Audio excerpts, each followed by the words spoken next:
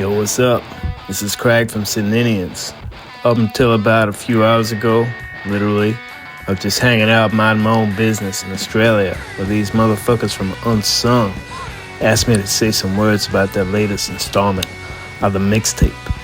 It's gonna be some dark shit. This is Craig Kerrang signing out.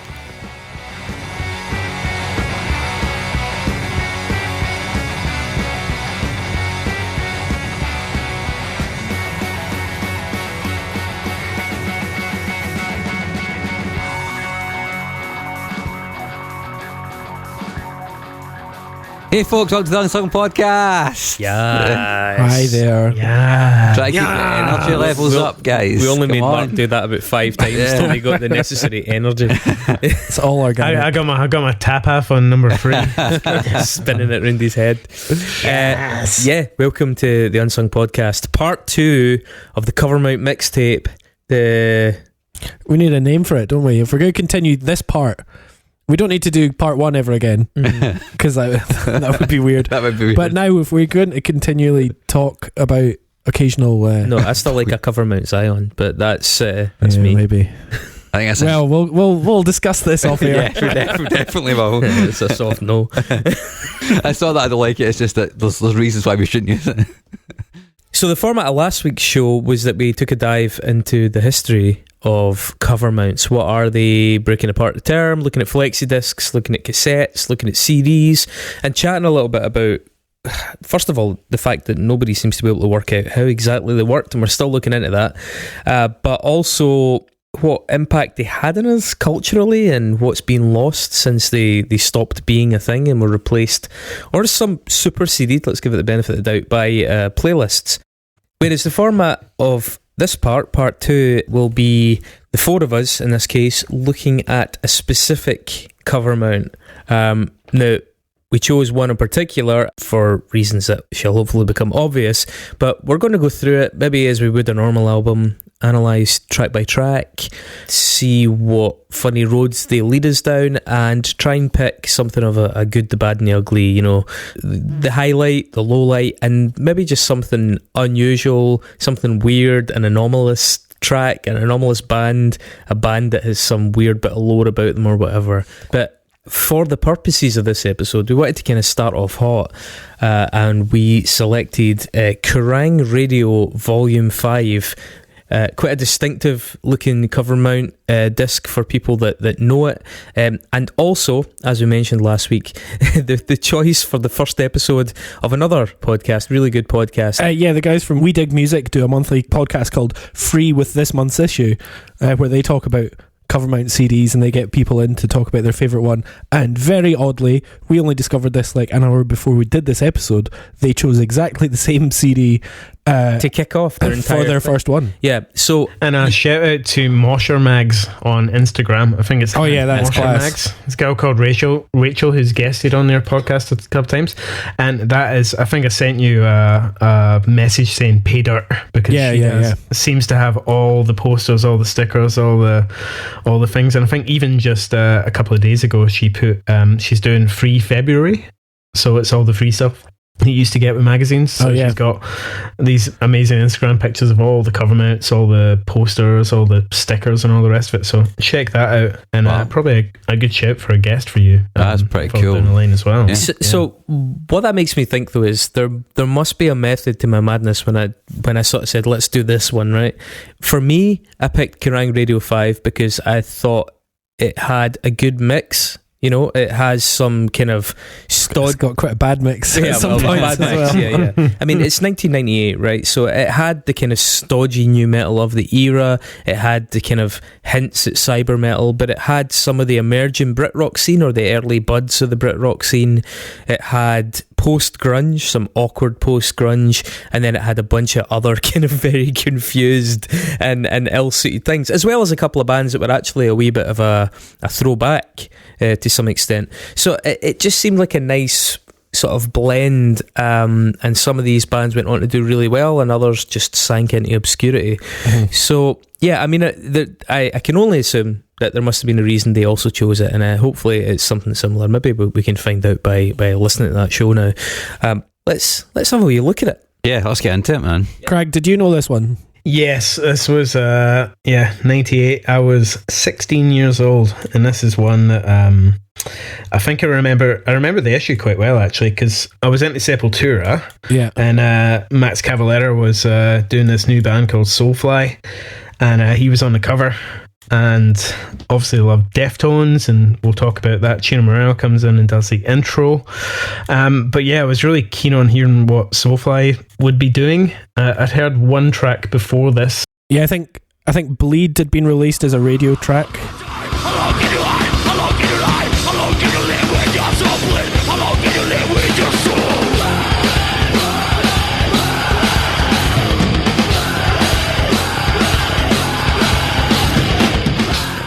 Yeah. I think it had been, and I dug that, to be honest. Yeah, but like as we were saying in the previous episode, I think sometimes labels or bands would take the opportunity to like sort of grab the front page and the the Covermount CD and go, all right, we are launching either a CD, a new album, or in this case even a new project.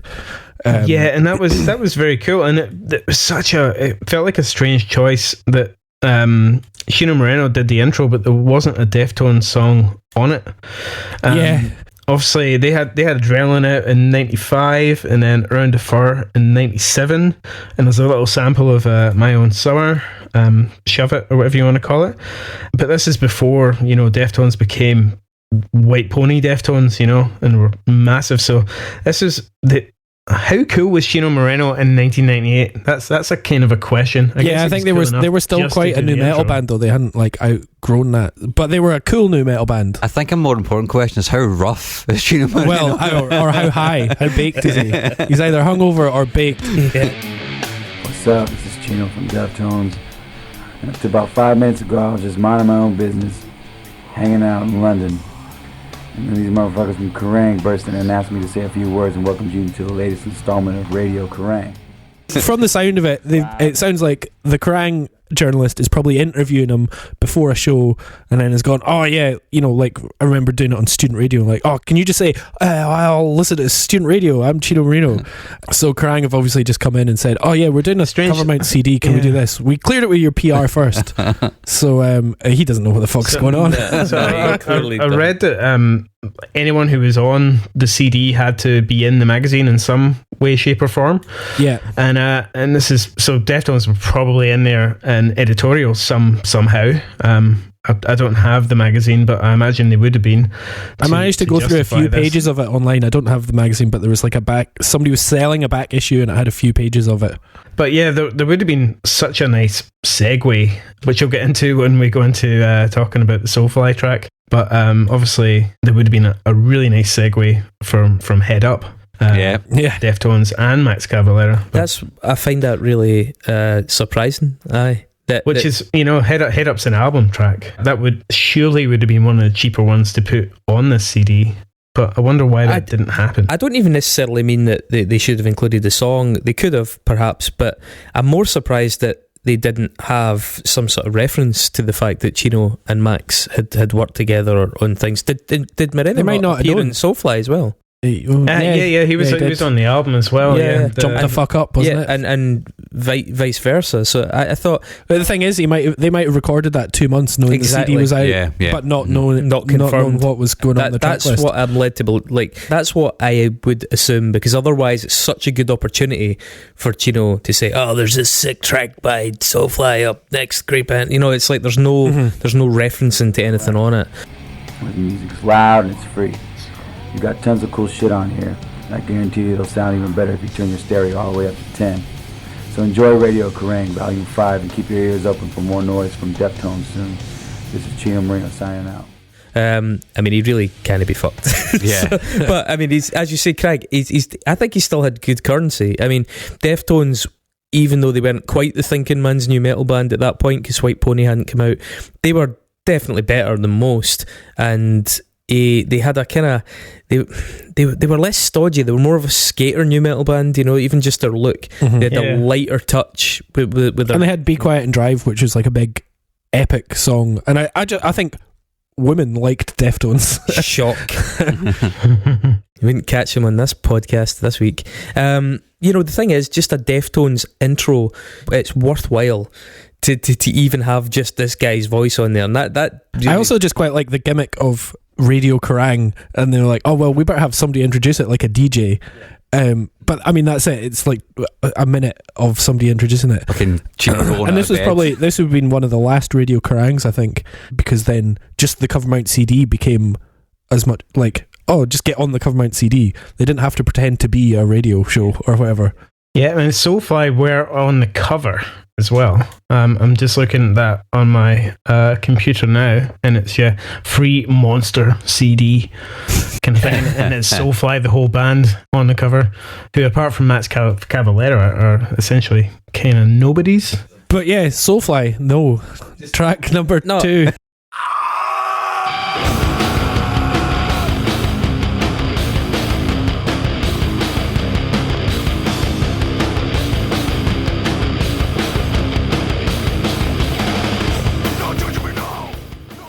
So, you know what? No.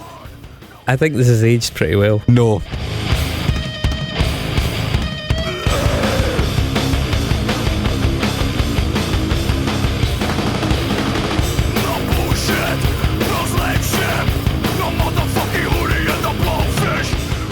Absolutely not. So Soulfly, Max had left Sepultura, but they'd done Roots, which was pretty much a nu metal record. It wasn't thrash metal anymore. Yeah, it's a progenitor. Yeah. And then so Soulfly was his new project, and it's interesting listening to this, and you're like, Slipknot don't really sound like Korn. Slipknot sound like Soulfly, and at their sort of bouncier nu metal bit, like Soulfly are pretty much the peak of that, just bottom bouncy nu metal, and I think they're very fun. I think they're fun. I genuinely think they're fun. I think he had like a 4-string guitar or something at the time. Yeah, he only had 4 strings on his little ESP, EST sort of thing. Like this is catnip to me. Like the song starts off with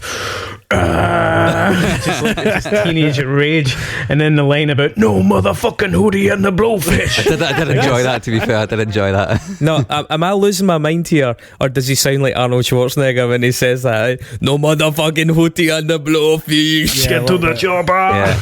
But Soulfly, if you think about it, they're a pretty unique band. They've taken, like, Sepultura were a unique band, and then mix that with everything that's going on here.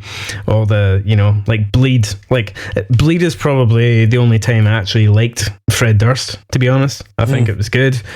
Their first album didn't come out until after this. I think the first Soulfly came out in April of '98, and this CD was February, so it was kind of a big deal.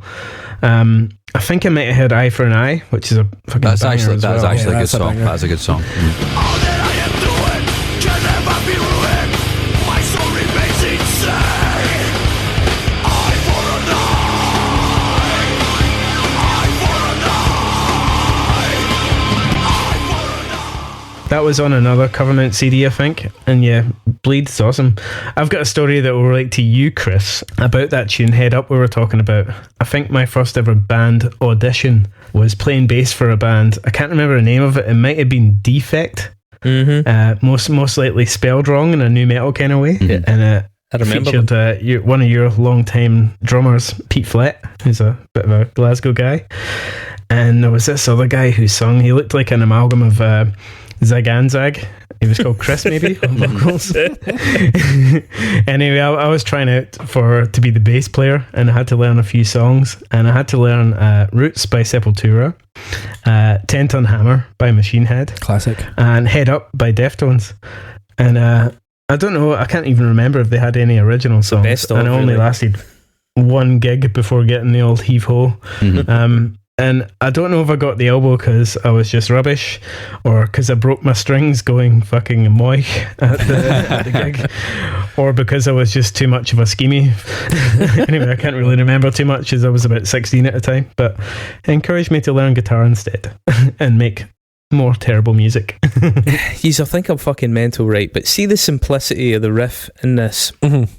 This is this thing that nu metal did, right? There is a pop simplicity to that riff. Yeah. It's like if the Yeah Yeah Yeahs played the doomiest, slowest, dirtiest music, there's a silly, easy accessibility to that. It's like really, really simple, effortless. And there's the looseness in the drums as well. That's like, it's just like Roots, you know. Aye, that's totally. why I say Roots is that progenitor.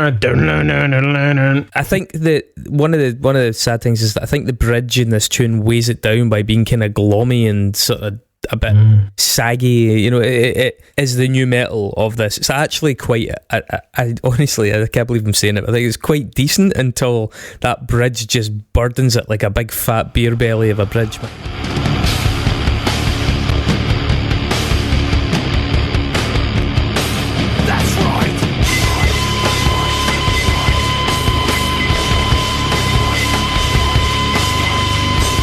Man, I just don't like that. So Cavalera's scream is obviously iconic, right? And it's just, and the sound of this band, that kind of weird Brazilian world music thing mixed with metal, then new metal kind of thing. It's just kind of weird and cool, but it's of an era. It's maybe the best one on the CD, but I'm not going to count my chickens too early. But we have to talk about Ross Robinson. This is his era. He fucking dominated. Absolutely. Hang on a second though, before we go on for that, I just want to check, do you think when they shat on Hootie and the Blowfish not once but twice in the song, it started a flame war? Where like Hootie started like, calling out. Mark, have you ever heard of Hootie and the Blowfish? Yeah, of course. Have you? You should see his face. I think this very much dates it in a very specific way, where it's like kids these days would be like, what the fuck's Hootie and a Blowfish? Yeah. One thing that I couldn't go over on this song is like how they've made the guitar sound like so super unaggressive despite the fact it's heavy. It just feels like they've shown off all the rugged edges, so it's just like a fucking wet fish. Oh, it was so amazing when you see. I remember seeing them on their first tour live. I think they were supported by Glassjaw, and this would have been 99 maybe at the garage, and they had all the guys from like Nailbomb and all that. It was so visceral, just guys with like these big kind of Kerry King style like kind of nail armor kind of things, just like absolutely going for it. And it was and they were playing all these insane instruments, these kind of weird Brazilian instruments that they would hit with a bow, and it had a kind of just really kind of ethnic looking instruments with this like obviously super heavy metal kind of Max Cavalera, one big dreadlock screaming his fucking arse off, covered in acne. It's just amazing. So Ross Robinson, he also produced the next track, did he not? Oh my god, he certainly produced it.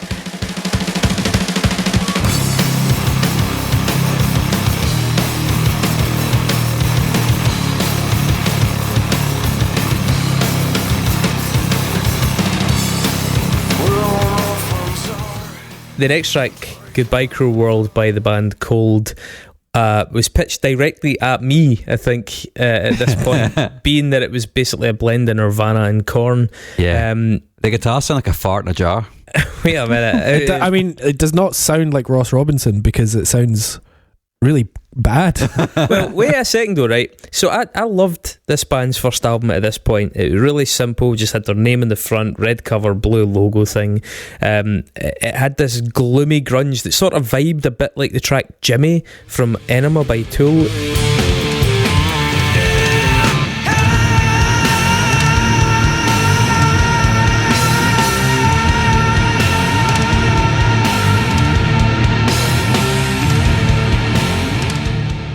It was like a full album of that tune, which I was quite into.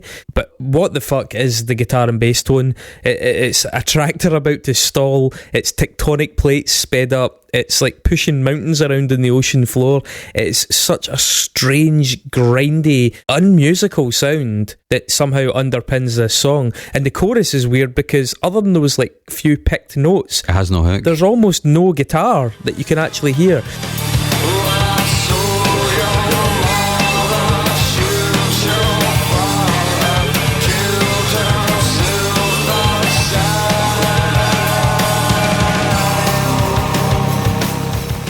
You can hear that grinding sound, but all the mid and all the actual tonality of the guitar is being stripped out. And honestly, the thing is, though, I fucking loved it. I mean, I loved this band. I really liked that. That was a really Korn sort of down-tuned dirty approach to sort of bleachy Nirvana, and I was really fucking sold on that. It's got some really heavy China cymbal use in the bridge, which was total bang on 90s new metal. And the band themselves, they didn't last even into their second album. I got their second album, but I did that thing where I listened to it but knew it was crap. You were both trying but aware that this was not going anywhere and that you weren't going to keep it. So you talked about the name on the cover. They used to be called Grundig, which you might remember, Chris, which was a brand, like a German brand of like VHS. Yeah, I had a shite TV, Grundig. And I hate to bring up bloody Fred Durst again, but he's responsible for this pish because he handed it to Ross Robinson, 2-track demo, when they were called Grundig. Grundig, the German company, tried to sue them, something for like 300 grand or something. So Wes Borland, also from Limp Bizkit, said, why don't you just call your band Cold? And they went for it. But excuse the pun, but yeah, this track leaves me cold.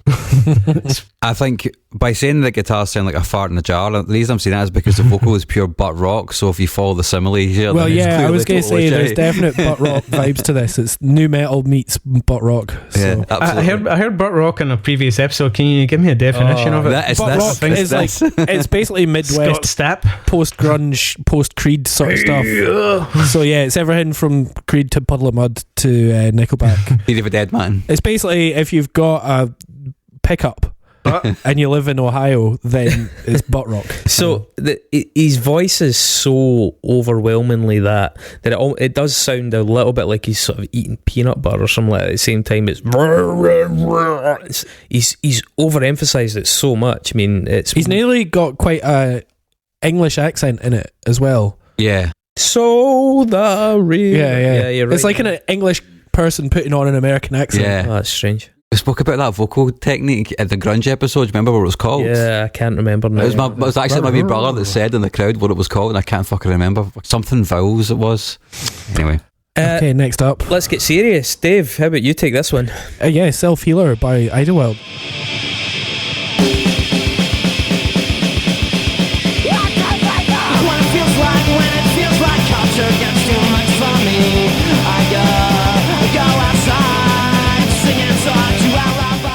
So that's from their debut mini EP, Captain, or mini album.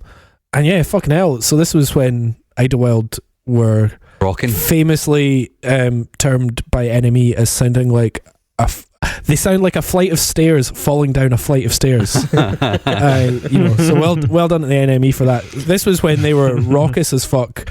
I guess, pre-folk, pre-REM and all that. It's naive as fuck. The writing of this song doesn't make a lot of sense, but it really works. Yeah. It's such a bizarre, like the drum beat, the way that the guitar falls on the accent, the fact that the clean guitar comes at the end instead at the start. And a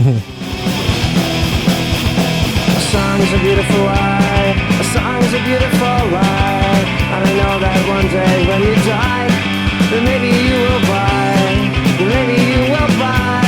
but now I sit alone. It's very counterintuitive, but yet I mentioned this in the part one. There were songs that took a while, and I probably wouldn't have gone into Idlewild if I didn't have this collection on repeat. And slowly I realised, like, that's fucking great. It's really weird. And because within the chaos there's very sort of subtle melodies that there's you can good hear. Melodies in good it. melodies. There's good melody at the end, especially. Yeah, it saves lyrical content's amazing as well. It's like this track is so urgent. It's 1 minute 58 seconds, and it's on a Kerrang CD, and it's heavy, but not that heavy. Yeah, they're still an indie band rather than a metal band.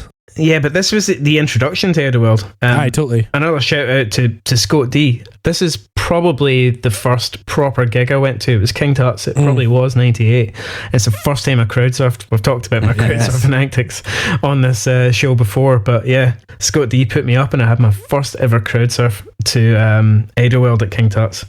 And it would have been 98. I think A Song is a Beautiful Lie is one of his best moments in terms of just nailing the... Because he started believing his own hype as a poet. Definitely. Which we talk about. But like, I mean, they were just still barely teenagers here. So there's an interesting contrast here as well, because this represents such opposing ideas of what is subversive, and also opposing sort of takes on what people got from Nirvana, right? Idlewild have gone for this snotty, punky awkwardness, right? Whereas Cold, which is very much making nods towards Nirvana, but has extracted all the stodgy conformity and all the kind of appropriated, grungy capitalism. Cold have taken from Nirvana the stuff that I think even Nirvana weren't very keen on, and Idlewild have taken the stuff from Nirvana that is probably truer to the spirit of the band, despite not having that croony, closed vowel thing. Yeah, closed vowel, that's it. Yeah, you're right. I think for me, I looked at the track list and went, Idlewild? But then you hear the song, you're like, oh, it makes sense, right? Totally. It's really aggressive and raggedy, I don't know if they ever appeared on another Kerrang CD. They did get good reviews. They were in the magazine, but I don't think they ever quite fitted in, and I can't imagine. They would have moved to Mojo or something. Yeah, exactly. Like that, I can imagine even on 100 Broken Windows, their label was probably pitching to, Melody Maker rather than Kerrang. I know there was a kind of honeymoon period as well, though, around about 2000, because I remember I was reading the magazine on the bus to university, and Mogwai started making appearances in Kerrang as well, getting double page spreads about them. So there was a kind of awareness of the Scottish sort of, not just the Scottish, but a number of Scottish bands. The band Foil, I first got into them via Kerrang as well, and they were getting some pretty decent reviews, and I think they're a band that probably should have done better as well. We'll talk about them in future, I'm sure. But Kerrang had time for Idlewild, but yeah, you're right. At this stage of their career, they got far too slick later on to make it in. Well, I don't know. I can't say if that's true or not, but I definitely seen You Held the World in Your Arms on Kerrang TV. Oh, absolutely. Yeah. And that was the big video, the one on the bus, and that kind of weird guitar drop on it. Yeah. A Modern Way of Letting Go was a big one as well, because it was really heavy and fast, and American English was even on there, I'm sure. But that was when they started to get into the folky stuff, and then it just didn't. It wasn't really. But Kerrang TV also, used to put on Gorillaz, and that's true. They were looking for content at some points. I was just going to say as well, it's quite funny that this has got the most aggressive guitar sound of the first three songs. Yeah, the first two songs are, quote unquote metal songs. So there wasn't a huge amount of Scottish band coverage, but a little bit. There was a lot of Swedish band coverage. There was a lot, man. Oh my goodness, yes. So I don't care what you say, 'cause I'm born to lose.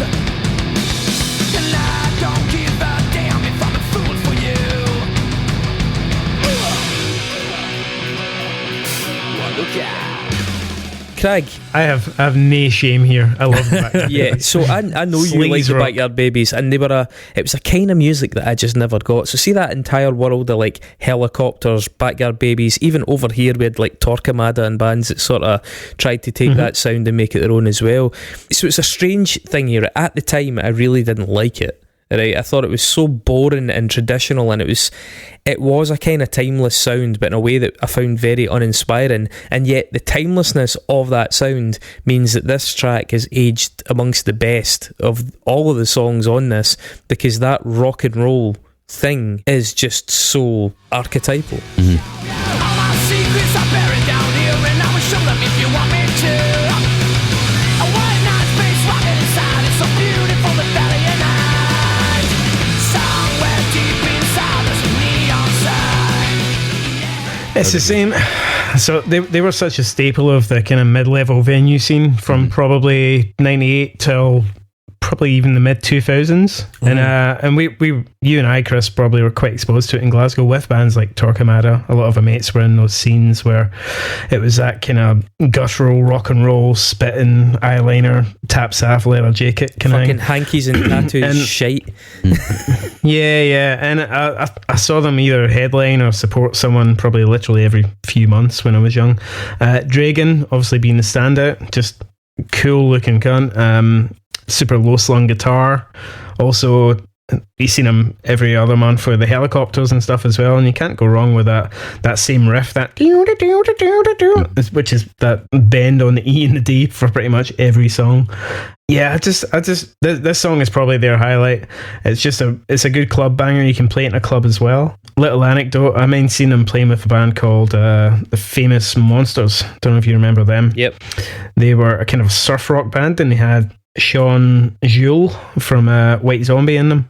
Another shout out to Scott D. We were kicking around with a camcorder back in those days, and we were big fans of the Pantera home videos. And in one of those videos, Pantera playing a gig with White Zombie, and Sean Jewell from White Zombie says, "Stop filming and start partying," on the Pantera video. So out the back of Tuts, when we were about 17, I think, we got to see the same thing on our camcorder, and at that time we thought that was the coolest thing ever. So that was a good time.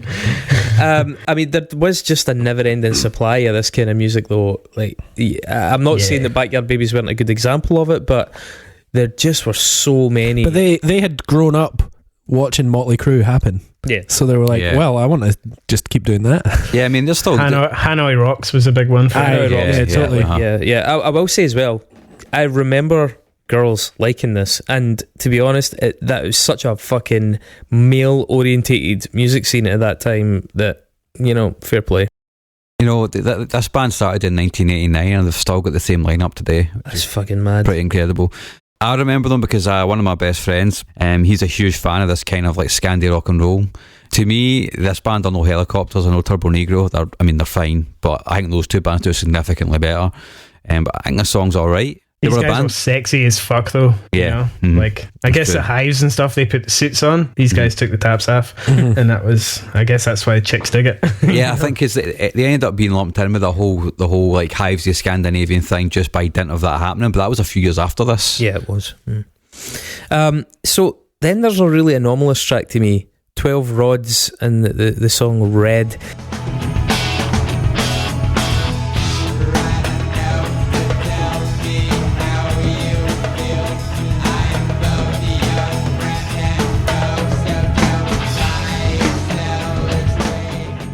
I knew virtually nothing about this band and I had to investigate them. I'd never heard of it. No, they're from Minnesota via Ohio. One of them ended up playing with Kid Dakota and the Mountain Goats. The vocal has this really weird nasal Ozzy Osbourne delivery. The music's a tiny bit mathy, sort of alt rock, a little bit proggy. There's some synths in there. It's a strange fish.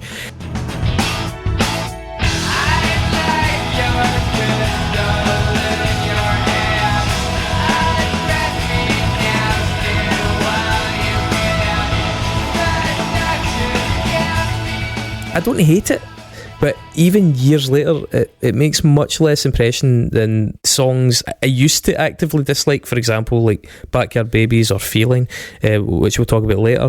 The weird thing is, though, about this band, this was from an EP called Gay, which was reviewed in the early years of Pitchfork, and it received one of the only 10 out of 10 ratings that publication ever handed out. And the next album got 9.7. Yeah, the next album got in their best albums of the 1990s. What's really interesting is, though, that it was then revised out of that list, and we've spoken about this in the Pitchfork Effect mixtape, where Pitchfork goes back in time and edits its history to fit with what was cool and what wasn't cool. So Pitchfork given 10 out of 10 and then 9.7 out of 10 to a band called 12 Rods that even I, as a bit an enthusiast at this point, can't remember anything about. It's just Pitchfork up to their old tricks, you know. It's pretty annoying. The album definitely it doesn't merit that rating. They're not. No. They're apparently one band that I think they played with Brainiac. Okay, that would make sense. So that's like my only touchstone. That quasi-mathiness, that technicality. Yeah, you feel like it could be Thule and then it's not. Yeah, so I couldn't be arsed with this song at all, and it sounds like Ozzy's worst output kind of thing. But the incongruous thing on the CD with this track comes in at 6 minutes and 19 seconds. I know. Yeah. And for a Covermount CD, that's definitely one you're skipping. Yeah, and you've got bonus content on the CD-ROM to, you know, you're taking up a lot of time. Yeah, that's half a. Yeah. Going from Idlewild at 1 minute 58 to, you know, Backyard Babies a nice clean 3 minutes to 6 minutes 19 with this dirgy Aussie stuff. It was I don't know who liked this band apart from Pitchfork. I didn't even finish it. I didn't even get to the end of the song. It was so boring for me. So gratuitous question marks again. Therapy. Spaghetti hearts. Thinking like that I won't make any friends. Screw that, forget about that. I don't wanna think about anything like that. Screw that, forget about Therapy. Legendary band, legendary Irish outfit for a number of reasons. Screamager, which I think was the title track from the album. Yeah, this is one of the biggest songs. Cool wee riff, but but live. So why Weaver? Who was first to do this riff? Because that riff. Crazy Time. No, like every Cunt of Doug has done it. Like biggest riff is probably The Offspring. No, what was the tune? The Kids Aren't. Oh yeah, All The Kids Aren't Right, All like Right. Yeah, but this was before that. This was before Sure, that. yeah. Screamager, was it the progenitor of that riff? Possibly. So let's. Seems like a lot of songs sound like it. Setting aside the sort of cult nature of Therapy for a moment, I don't know about anybody else here, but I always felt a bit shortchanged when I got a live version. You know, if you don't know the band, especially if they were as probably drunk as they are on this recording. But see, if you don't know the band, it's usually effectively a lesser version of the tune. If you do know them, okay, I get it, it's fine. I suppose the target was obsessives who were somehow swayed into interest by a track they probably already know, but I generally feel like these things were a bit of a missed opportunity. You know, it's a decent rendition.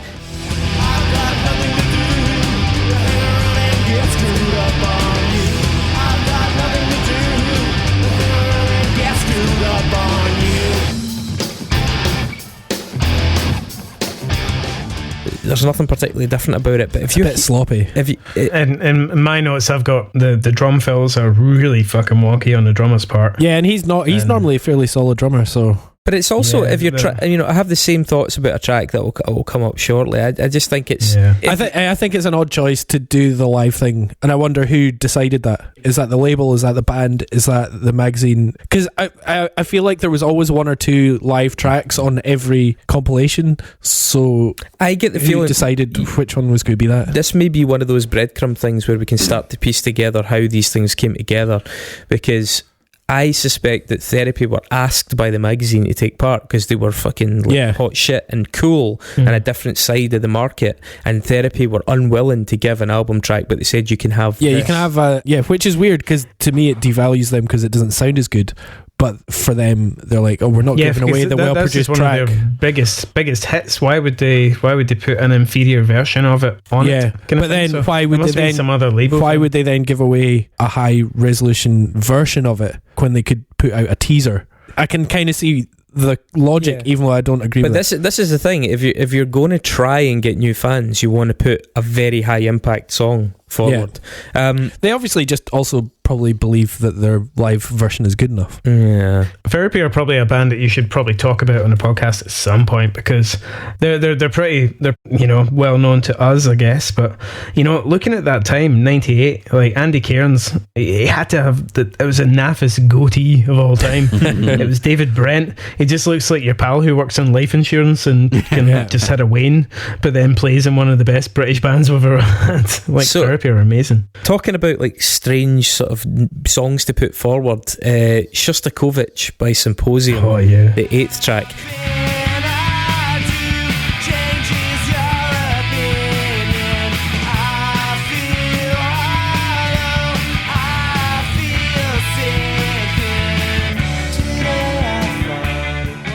Do you remember this band? They were sort of like nearly men of Brit rock, but I guess... Yeah, well, I always got mixed up with them between Three Colours Red, but they're not. Well, see, so they're of that time, which was just sort of proto-Brit rock, right? Because two of them went on to form Hell Is For Heroes. Yeah, that's right, actually, one of them went on to do stuff with Hot Chip, I think, as well.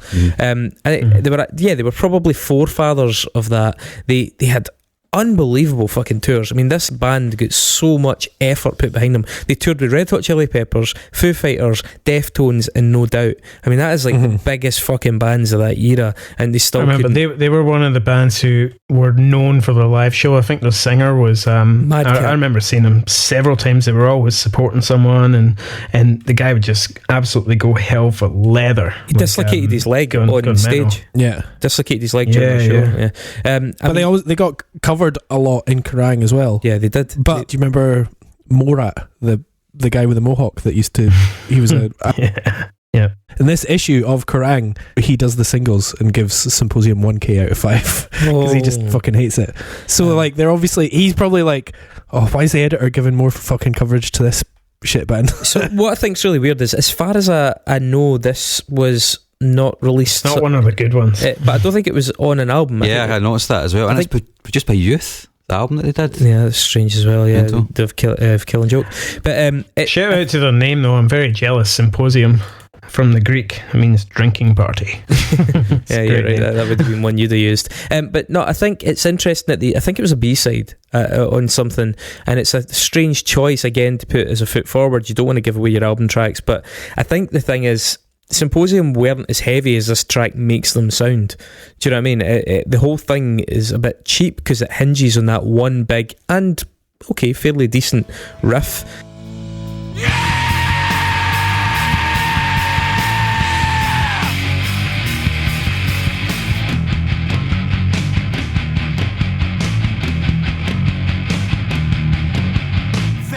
But it is just a magnitude beefier than a lot of what they did. For me, they were a sort of like weak-voiced, upbeat rock act between A and, Hell is for Heroes, the band they went on to form.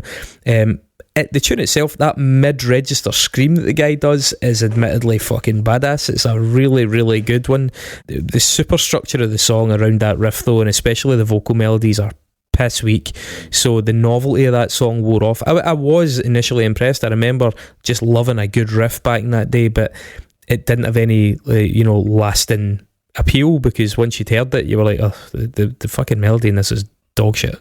I thought the production was quite ropey. It sounded like a bit like a demo to me, like maybe they just did it for this compilation. Yeah. I think that's what we're going to talk, especially in the next track as well. And as we discussed with Therapy, I think there must have been some kind of deal with, like, we need to have something like 15 to 20 tracks on this Covermount CD, so kind of give us what you got. Yeah. I think that probably explains that Symposium choice, which doesn't represent the band very well. I don't think the Screamager by Therapy live version represented it very well, and I don't think the next one, Catherine Wheel, which is another long live version, really represents texture that band very well either.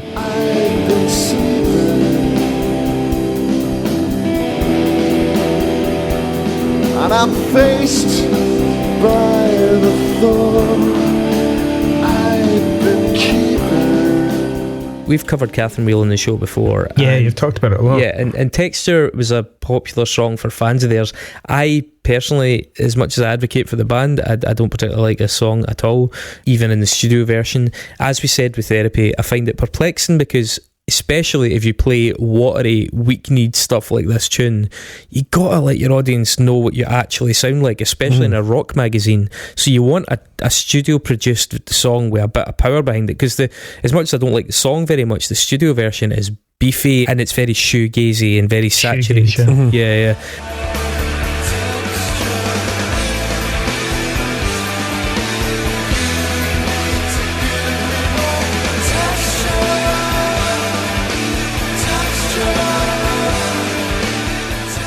It sounds like Jarvis Cocker doing shoegaze, and really fucking forgettable. I remember it being on here back in the day. I do remember listening to it, and it didn't get me on board with them. Yeah, I got into the band later, so they failed in that respect. They had an audience that was sympathetic to them, and they didn't get me when I was right there in front of them. So it was a bad choice. You know what I mean? It just was a bad choice. Yeah. I can imagine it going across okay, maybe in the Enemy or the Melody Maker, but I never really saw it hoovering up many other casual Kerrang readers. Yeah, he didn't want it on a metal magazine. Side note for Weaver here, it's the singer is Bruce Dickinson's cousin. Yeah, that's right, isn't it? Yeah, maybe he just got in there because of that. Well, his voice is dreadful on this. It's a really bad live. Just a bad recording. The guitars don't sound nice. Yeah. I'm just surprised this kind of recording would be allowed on a Covermount. Totally. They must have really been scraping the barrel with the budget or the deal that they had with the labels to say, we need this on it, because anyone listening to this would go, unless you're a massive Catherine Wheel fan and really looking for those live intricacies, you're not gonna get anything. Yeah, who benefits from them being on this? I don't know. The next song. Who benefits from this big on? Yeah, it's I Can't Help Myself by Felines.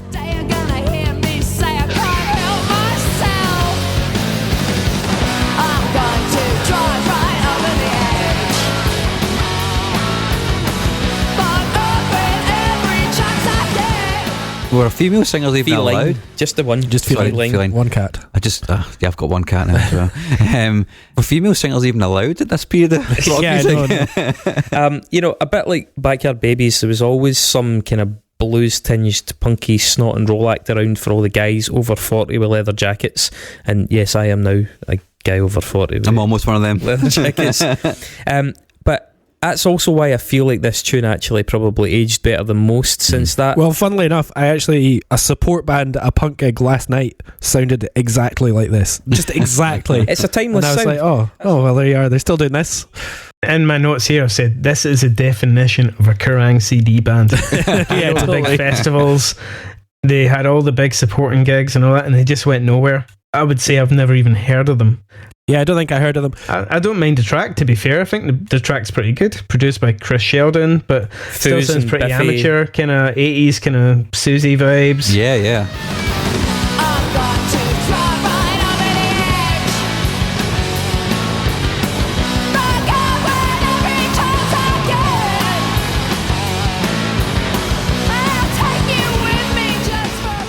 But the guitars are just a bit too scooped for that sound, though. It kind of ruins something that could have been cooler. Like, it's not the worst track on the CD. And the end of it actually goes kind of cool. Kind of that kind of precursor to kind of yeahs, kind of well. But if the guitars hadn't been so scooped, it would have been a hell of a lot cooler.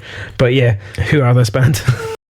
It does a genre thing well without being spectacular, right? The main songwriter in the band was called Grog. Her real name was Georgina Preble. They did 2 albums as a band, and then somebody, I think it was a record company or their management team, persuaded them to change their name to Ultraviolet so they could re-sign to a different record label, but the whole thing backfired and the band just ended up collapsing. I have actually heard this band before. They did a cover of the song Air That I Breathe by the Hollies.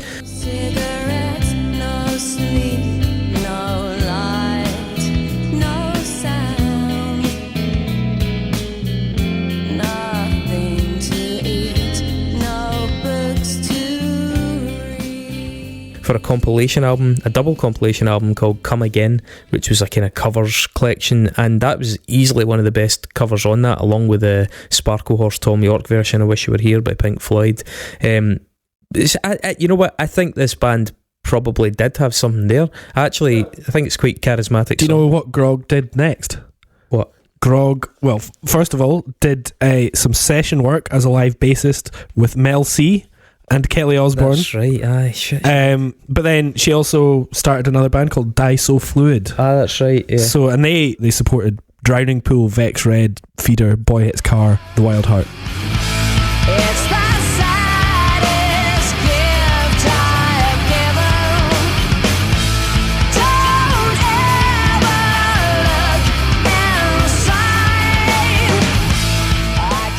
Yeah, kept going for like well, I think they are genuinely still going. Die So Fluid. So there you go. Well done, Grog. Addict, Caned.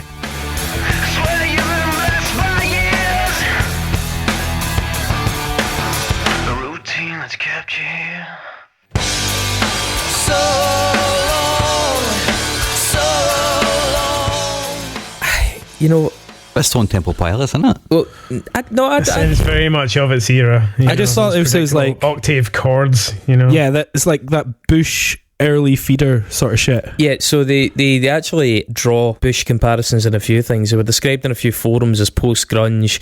The Stones album that they brought out had a lot of Bush moments on it. I don't remember a lot of that.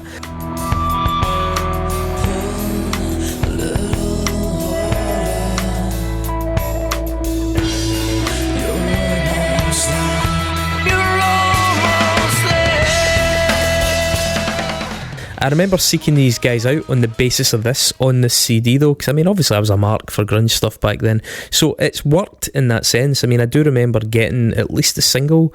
I don't remember them doing a lot after that. Did I maybe catch them at a show? I think so. I think they sound a lot like Hell is for Heroes, more so than some of the grunge comparisons. Yeah, I think that's a slight on Bush. Like, I think Bush are a lot better than this band. You know, this is another one of those examples of a completely forgettable band. And again, like, I'm really surprised at the quality of the recording. Like, the vocals go all over the shop. Horrible. Pretty fucked up parts. Horrible. The overall mix is just all over the place, and it's just, like I say, another fine example of a completely forgettable band. Even though, you know, you totally remember Bush, but I'm sure there's some drug addict in a pub in Camden right now telling some wee lassie that he was in a band called Addict. Allegedly. Still to this day. So, but here's the thing, right? That dodgy recording quality actually really defined the early days of Hell's for Heroes, yet they managed to benefit from it. Their first couple of singles, because they had riffs. Yeah, but their first singles were really popular, yet were fucking terribly recorded. I mean, I think actually Addict make a slightly better job of things than Symposium, for what it's worth. I agree. Believe it or not, by the way, I found a Washington Post review of Addict, right? So they must have been doing something right, which was very complimentary. It had some interesting reflections, like Aston, I can't remember the guy's first name, has an aptitude for melody that suggests Britpop more than Black Sabbath. They've produced a credible hard rock album that has nimbly negotiated a course between cliche and bombast. I mean, I think it's alright. I definitely wouldn't go out my way to find it now, but back in the day, this hit the mark. I went and got it, and being that I was a fucking grunge poster child, still am, sitting here in this song reminds me of learning guitar, you know, learning octave chords and just kind of going up from the 5 to the 7 and learning bands like Addict or Silverchair or Year 2000, things like that. Down, you know. Right, Craig, you take the fucking lead. Clawfinger. Inside my head, it's stuck right on my mind. And time will tell if I should look behind. Hold your head up. Hold your head up high. Hold your head up. Hold your head up high. Yeah, to our Swedish correspondent over here. Right, so some more Swedish stuff that I have absolutely no recollection of. No way, I can't say I like it seriously? much. Clawfinger seem to be a band that a lot of people know, and then a lot of people have literally never heard of. That's mad, Craig. I thought you would have been a fucking absolute mark for these guys. Clawfiend. Nah, their message is far too healthy for me back in those days. Clawfingered. 2 steps forward and 1 step back. The time will come when you lose track. Speak your mind, I'll sell your soul. Stand tall, fall down in a hole. I've got to speak. Massively anti-racist band. Pretty healthy message throughout. A massively But anti-racist band that were the victims of entirely the opposite because of their single titled N-word. Yeah. They won a couple of Swedish Grammys. Yeah, they did. But go on their YouTube channel and it is a fucking nightmare because the comments are absolutely riddled with people that did not see the irony in the title of that song. Less problem to worry about. That's the way they do it. This is how it turns out. Justice for all with the American government. I wanna know where all the goddamn money went. We didn't see it and it didn't do no good. I guess you couldn't give a fuck about a black neighborhood. So there's a whole host of Clawfinger fans on there trying to put people to rights. Like, you're not fucking welcome here. This track's called that because they don't believe that, and you should fuck off. And it's just a total midden. What I do remember about Clawfinger, that's an enigma. What I do remember about Clawfinger was that they had a single called Two Sides that I actually quite liked, which had this really strong Arabian thing through it with a female Middle Eastern vocal in the chorus.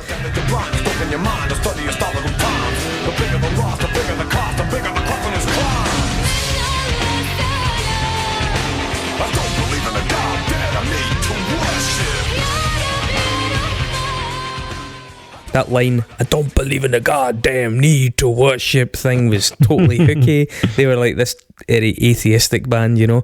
Actually, as bad as they are in hindsight, and I'm aware of the fact that they're fucking stodgy, I remember actually really liking it. Do you know they're still a band? Yep. They're still a fucking fully operational thing. They're working on a project to re-record the entire Deaf Dumb Blind album that had that N-word single on it with a series of guest players, including 2 members of Rammstein. The only thing is, I get the feeling that project's been in development for about 14 years and it probably will never happen.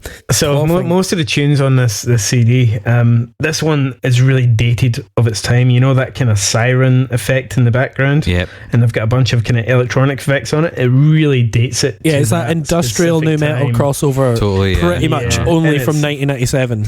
It's not the worst of the songs in the album, but it's really dated. This song is so new metal that I feel like I can actually smell how sweaty these guys were. Mm-hmm. I just want to put them in a shower. No, these guys lived in communes. That's what I found. It wasn't the largesse of new metal, I don't think. But yeah, they threw enough shit at the wall, as you were saying, Chris. They tried to bring in other influences and just. But I get the feeling these guys were held in pretty high regard. You know, certainly their anti-racist thing aged well. They were ahead of the pack on a lot of the messaging because let's not forget that fucking new metal was a misogynistic, quite homophobic, fucking very white guy, with exceptions, but very white guy led genre, right? Mm-hmm. And Clawfinger at least were bringing a sort of like almost like the punk scene sort of messaging to the new metal scene, and kudos for that at least. Can we agree? But I wonder how they got on this compilation, because they're a bit of an outlier there for Sweden. But they sold a lot of records. just a Swedish thing, yeah. Everybody that was in a band in Sweden is on this compilation. Let's get fucking serious. A banger coming up next. Track Fu Manchu, Evil Eye.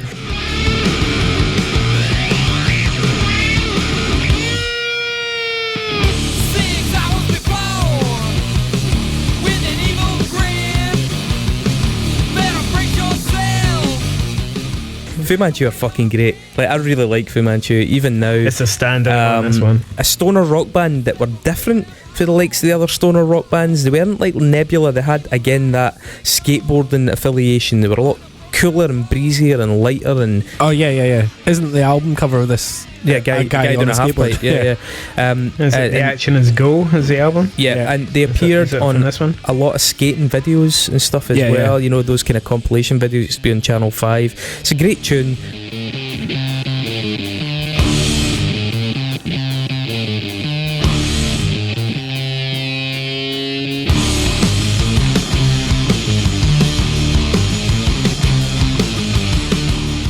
Badass fucking tones in it.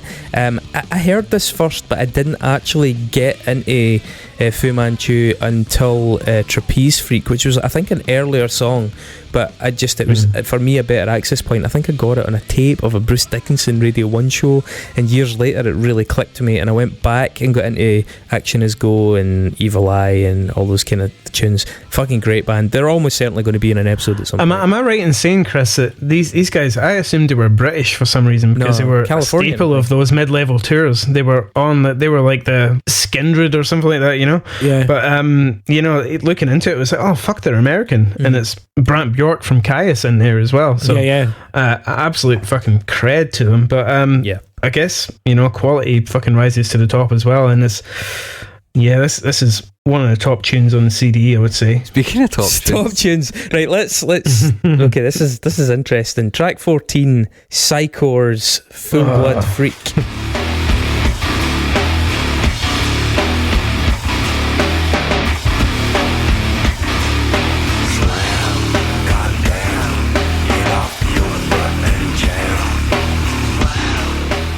Once again, our Swedish contingent. Yeah, no. I remember them to fuck because the guy was a big bald cunt and he had the mad tattoo. Did he? Aye. I just remember that because I don't think I ever listened to them. They had a look. They had a vibe. You know what? Swedish correspondent here says, I have no clue about, and they're completely forgettable. But the thing is, this fucking trash. This is not the right version.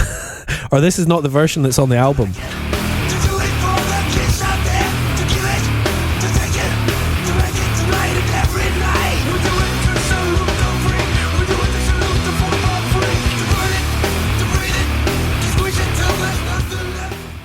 Yeah, this is a reprise version. Yeah, and it's like half the time it doesn't actually sound like them. They're a heavy band. 1 minute 31 seconds. So why is it on there? So here's the thing, right? A couple of theories here. This could be a mistake. Yeah, maybe they just sent over the wrong file. Because this is a reprise of the actual song. 1 minute 31. Yeah, and they went to all that trouble. That said, right, Psycho, there's something to me really fucking compelling and interesting about this band because they make no fucking sense, okay? For starters, this tune sounds so much like a Betty-era song by Helmet that was called The Silver Hawaiian, which is the same thing. It's sort of in the album as a reprise, and it, honestly, I'll put it in here, it sounds very, very similar, right? Get off your butt and jam, slam, goddamn. Get off your butt and jam,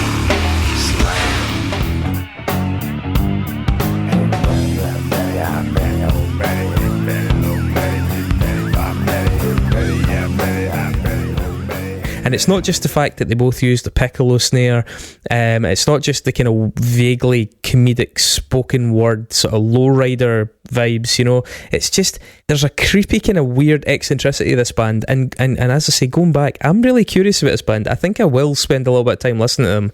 They may be ghastly, right? They had a crappily animated faux manga video for a song that I think was the biggest one called I Go Solo. I listen if you're sad, when you're mad or such. One time is okay, a billion times are a bit too much. I can never be what you want me to be. I can never do what you want me to do. That was on MTV2 a lot at the time. The Zoo was another big one. Was it? Yeah. Right, okay. This song's really odd, sort of compelling though, in that bizarreness. The Wikipedia for them, by the way, says the specific time of their disbandment is not known.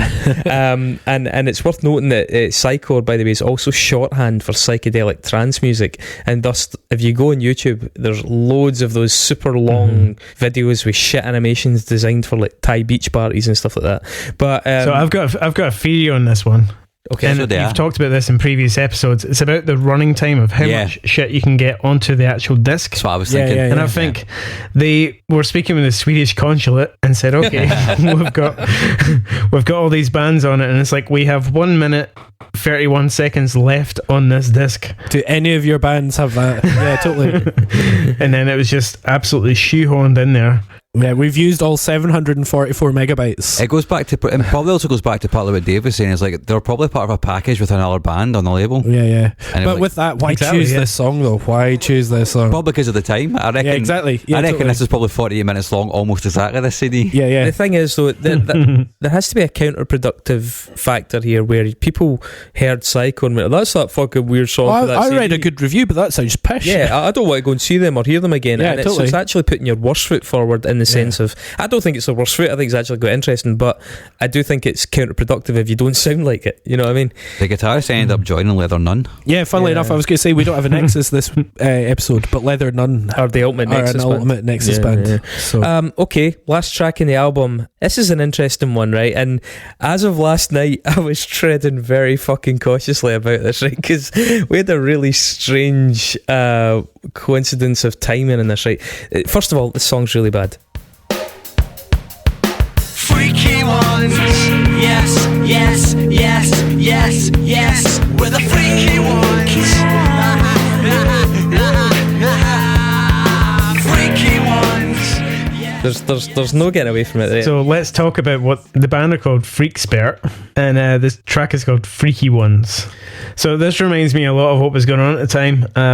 The best of it probably being bands like Downset, that kind of good music with a kind of a rappy thing over it, and then the worst of it, in my eyes, being like Limp Bizkit. But I know a lot of people like Limp Bizkit. We've talked about them quite a lot on this because it's 1998. So I don't really recall this band Freekspert with 2 E's, but I've probably seen them with someone like, Vacant Stare or Number One Son. 1 Minute Silence. Around those time. Yeah, 1 Minute Silence, Kill to This, all that, I didn't know it was a Scottish guy, but then listening to this song, See the Animals in the Jungle, it's very much in a kind of Scottish vein. Look out your window, you can feel your neighbor swear.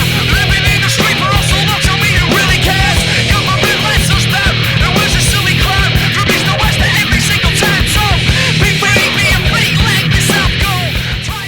If when we were talking in advance, you said you've got an origin story, or something coming on. The plot thickened, right? Because there's not a lot out about this band, and there's not a lot of music out in the ether. There's a really, really tough going live video of them performing, right? But first of all, I found out that the drummer came from a Christian metal band called Seventh Angel. Thrash metal band. They were all music for nations. Thrash metal band, right? But Christian thrash metal band, which is definitely also a strip club called Seventh Angel, right? But I think the David's pulled up some artwork. You can buy the album on eBay, and the album's called Ice Scream, and it's just got clever. It's got like a big plastic ice cream on the front down at the beach arcade or whatever, and the font is like it's like spray paint. Like, I mean, it looks like Goldie Looking Chain or something. So here's the thing, right? So you said Downset, and I think Downset are a different proposition to this, right? Downset were a sort of like hardened, ghetto, proper gangbanging, heavy duty. Downset were just a band I really loved at the time, and again, I keep saying this, but that's probably one you should talk about, because I can't imagine many people listening to this will have heard of Downset.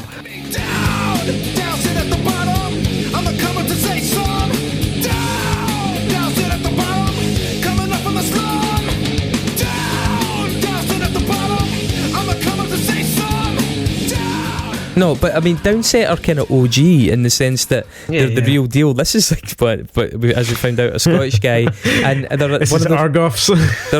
Exactly, the Argoths. I was saying that this is like one step off. Remember Marek's band from Stirling? I think every town had a band like this, the new metal band. Exactly, and so it turns out beyond that drummer for the Christian metal band, one of the vocalists in this is a guy named McGee from Stirling. And the reason I found that is because underneath one of their videos on YouTube, he's chatting with one of their fans. He fucking put up his phone number. Did you call him? Right, so here's the thing, right? So he puts up his phone number. Now it's a bad live video, and I was like, okay, I suppose we could ring him to find out, right?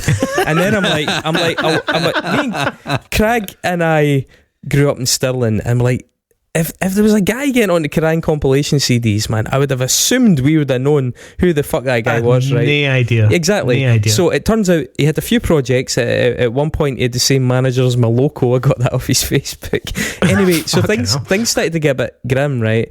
So I was trying to verify if I had the right guy, and I was trying to see if I knew who he was, and fuck me, man, that boy, by the way, he seems like a lovely guy. I will say that first and foremost. Like, his posts were so fucking good natured now. It seems like a real dude. He had a rough year. I don't know how much it was to do with COVID, but he's lost members of his family, and fucking all the best to the guy. And you know, one of the things we spoke about when we were doing this was how do people's lives go after these CDs? I mean, this guy, he did do other projects, I know that from what he's posted, but I get the feeling this was like one of the kind of like peak moments of that. And where did the folk end up after this? And actually yesterday, you know, people were a bit concerned about his well-being, and you know, I hope the guy's doing well. I do not like this music at all, but it was kind of fascinating to get that little moment of inadvertent insight into what happened to some of these folk that weren't Max Cavalera, what happened to some of these folk that weren't Roddy Wimble, where did they fucking end up, and what are they doing with themselves now? And the fact is, I mean, he's probably a far nicer guy for the looks of things than a lot of these people probably ended up being, but with so many of these bands, the bands like 12 Rods, like, it is interesting to think about them just sort of sinking back into the ether after this one little thing, you know, with Psycho, where the Wikipedia is like, we don't even know when they split up. And that kind of thing is really fascinating. What happened to these folk, you know? I just want to say as well, though, but before we move on, the boy's good. He's alright. He's back online today. He's in good shape. He was watching some more tunes and posting them up. So that's why I feel comfortable enough talking about it. That actually comes back to what we were talking about in the Enemy episode, right? Is this whole nostalgia thing? Yeah, so I've been watching a lot of kind of B-movie documentaries on musicians and stuff on Amazon Prime. Documentaries on bands that I don't particularly like very much, like Semisonic or Wheatus and all the rest of it, and seeing their journey. Jesus. And yeah, and these are bands who've had their time in the sun, but then what happened afterwards? For some people, like we're talking about Freekspert here, you know, this might have been the highlight of their career.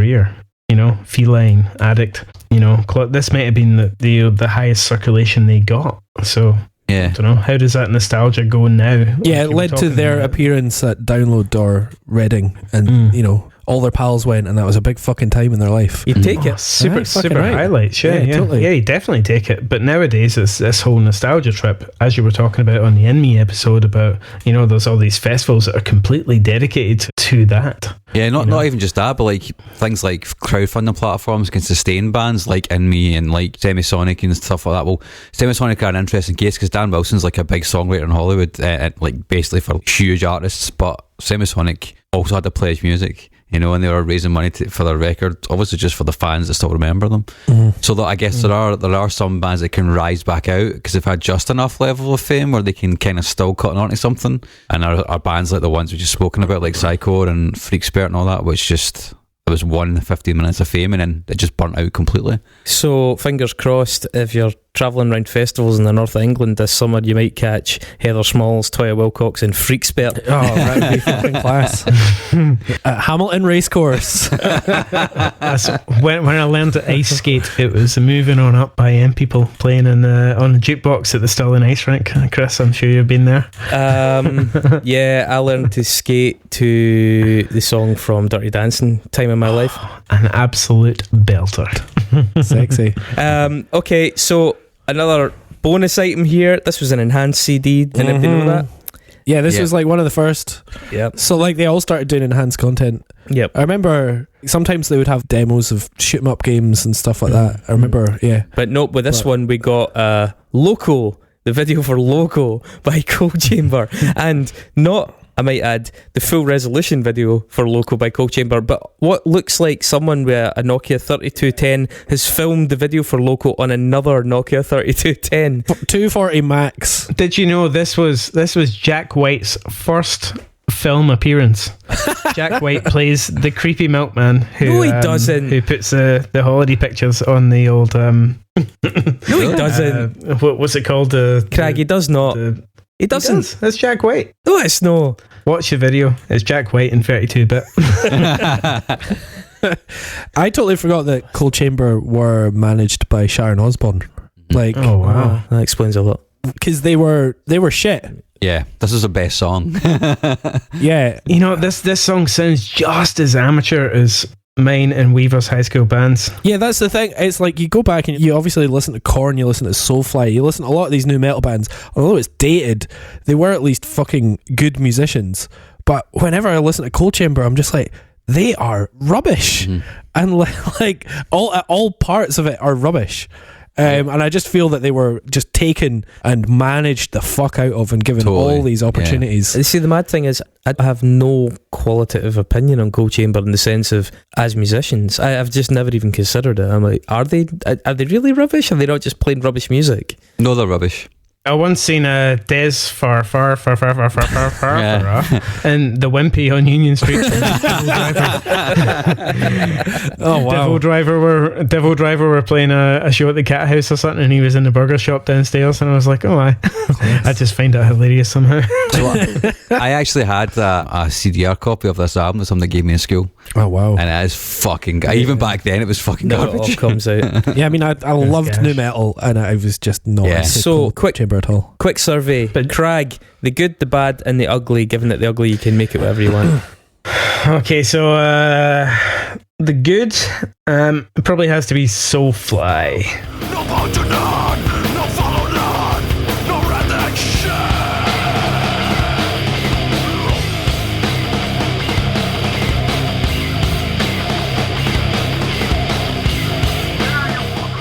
Any song that starts with an just like really appealed to me at the time when I was feeling kind of teenage rage.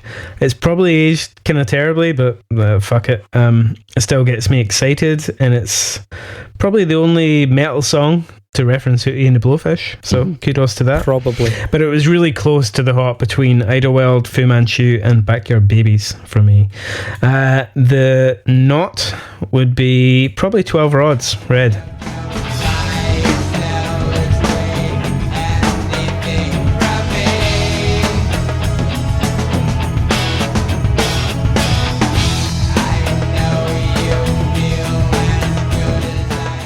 I just didn't dig it at all. I hate his voice more than a 95-year-old Aussie. Sounds like it was recorded on a fucking crisp packet too. Just Yeah, that's the not for me. The what would be, as discussed, Psychor, Full Blood Freak.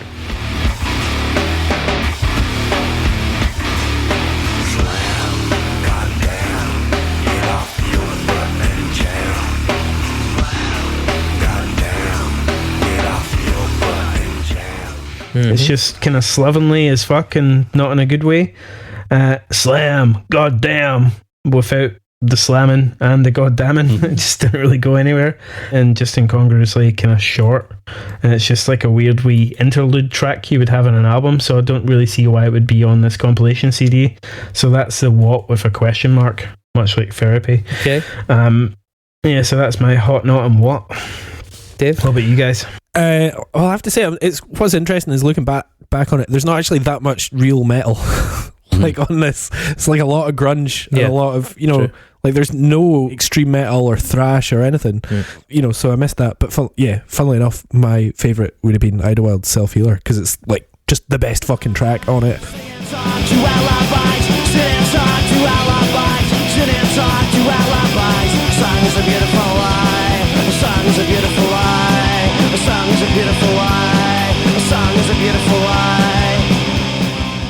Well, the thing that I fucking hated was probably Addict, to be honest. I just hated how beige and like it was nearly fucking stereophonic sort of shit.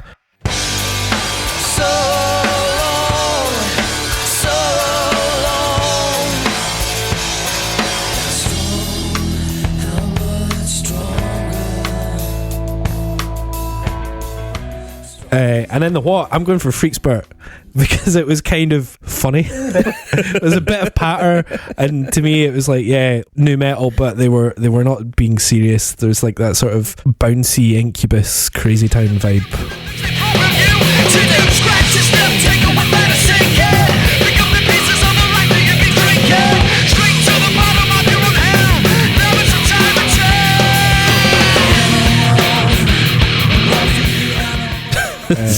But I mean, it's terrible, but I thought it was fun at least. It was a lot more fun than Addict. Okay, Mark?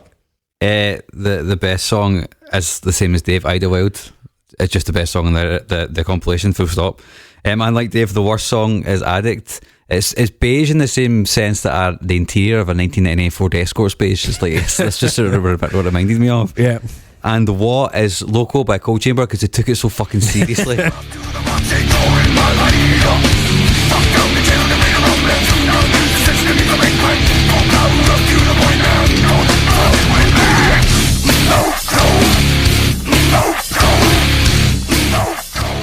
It was a video that was really sort of capped. I watched it in full HD on YouTube just to get the full experience, and it was just. I watched it in 240 on Real Player. Jack White was really good in it though. Yeah, he started the show. And I had to download QuickTime again. Yeah, they just took it far too seriously for me. They take it far too seriously, and I was like, "That's the whole what? Like, you understand what's happening here, right? Even in the 90s, the late 90s, you must understand how ridiculous this is." But nope. Yeah. Nope. The best song is Addict. You know what? I might have said that back. I might have said that back in the day. I think the best band is Fu Manchu.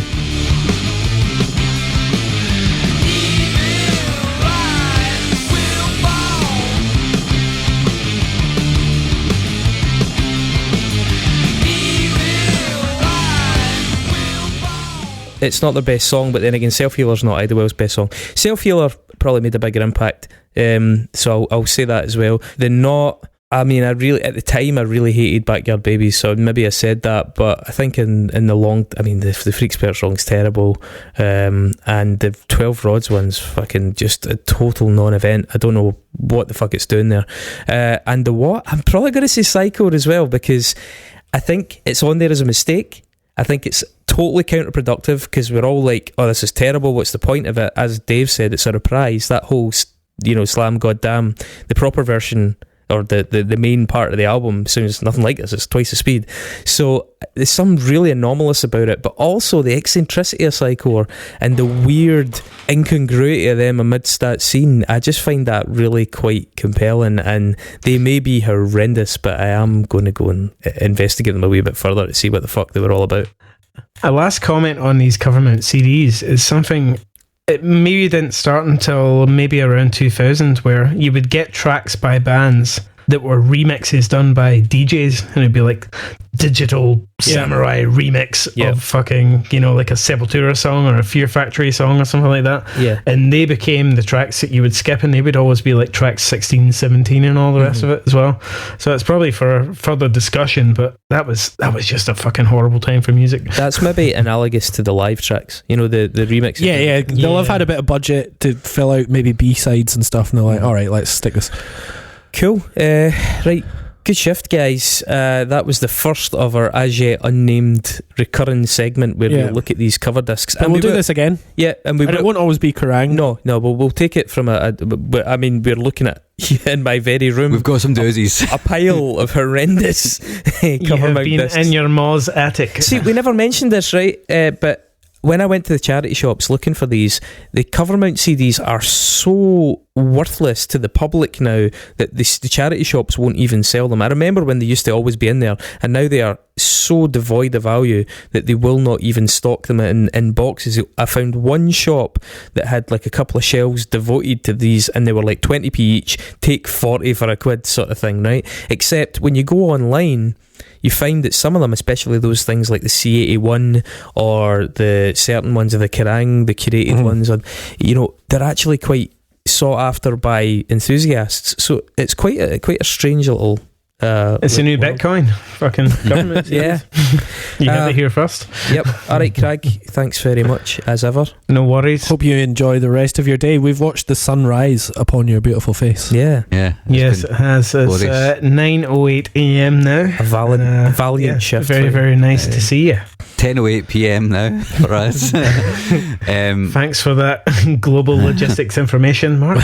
I'm glad you got through it. So what we've got coming up next week is a meaty two-parter. Hefty.